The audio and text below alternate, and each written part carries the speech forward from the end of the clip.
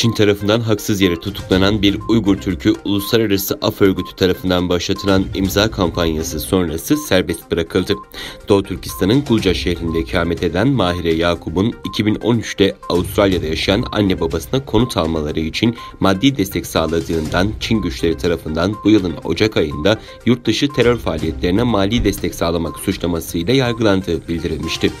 Uluslararası Af Örgütü 22 Mayıs'ta Avustralya'daki ailesine para göndermekten keyfi tutuklanan Mahire Yakup'un serbest bırakılmasına talep eden bir kampanya başlatmıştı. Bir sigorta şirketinde çalışan Mahire Yakup'un 2019 yılında suçsuz yere tutuklandığı ve derhal serbest bırakılması talep edilmişti.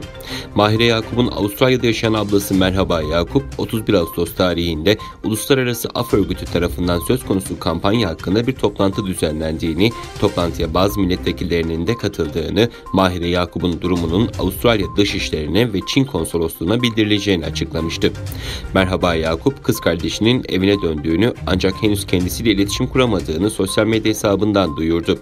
Yakup yazdığı mesajda, "Kuzenim bize kız kardeşim Mahire Yakup'un serbest bırakıldığını ve eve döndüğünü söyledi ama onunla iletişim kuramadım. Ailem dayanılmaz bir acı içinde ve onun yüzünü görmek, sesini duymak için can atıyorlar. Gerçekten özgürse onunla şimdi konuşmalıyım" ifadelerini kullandı.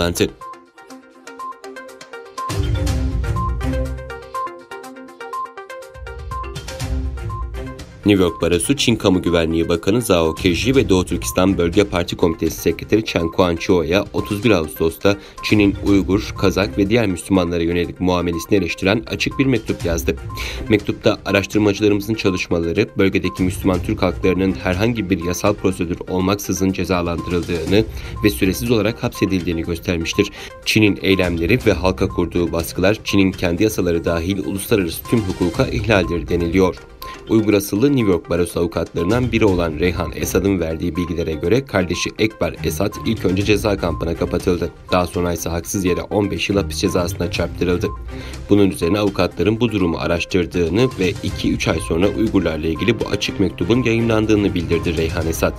Esad'a göre New York Barosu'nun Uygur meselesine ilişkin açıklaması ve Doğu Türkistan'daki politikaların uluslararası hukuka göre Çin'in suçlu gösterilmesi Uygur meselesini daha da yasallaştırmaya ve resmileştirmeye yardımcı olacak.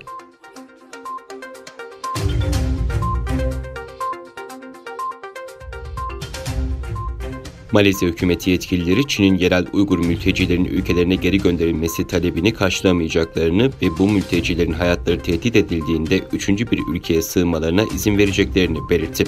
Reuters'ın haberine göre Malezya Başbakan Bürosu Bakanı Retsan Yusuf, Malezya parlamentosundan gelen soruyu yazılı olarak yanıtlarken yukarıdaki açıklamayı yaptı ve Malezya parlamentosu web sitesinde bu yazılı açıklama yayınlandı. Yusuf, Güneydoğu Asya ülkeleri Doğu Türkistan'daki Uygur Müslümanları için Çin hükümetinin baskı ve tutuklamalarından kaçmak ve Türkiye'ye geçmek için her zaman bir geçiş noktası olmuştur dedi.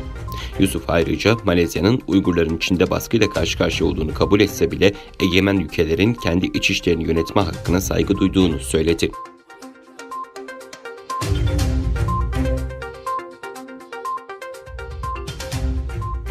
Çin'in İç Moğolistan özerk bölgesinde Moğolca verilen ders sayısının azaltılmasına karşı düzenlenen gösterileri haberleştiren Amerikan Los Angeles Times gazetesinin kadın muhabirinin gözaltına alındığı, daha sonra bölgeden çıkarıldığı bildirildi.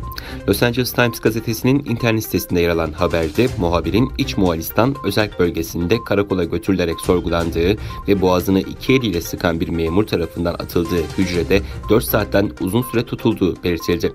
Olayın bölgenin başkentindeki bir okulda meydana geldiği, muhabirin okulda etrafını saran sivil giyimli kişiler tarafından polis aracına bindirilip karakola götürüldüğü, ABD Büyükelçiliği ile görüşmesine izin verilmediği kaydedildi. Daha sonra 3 hükümet görevlisi ve bir polis memurunun muhabiri tren istasyonuna götürdüğü, Pekin'e giden tren hareket edene kadar da istasyonda beklediği ifade edildi. Haberde muhabirin kimliği açıklanmazken Los Angeles Times gazetesinin Pekin bürosu şefi Alice Su bu kişinin kendisi olduğunu doğruladı.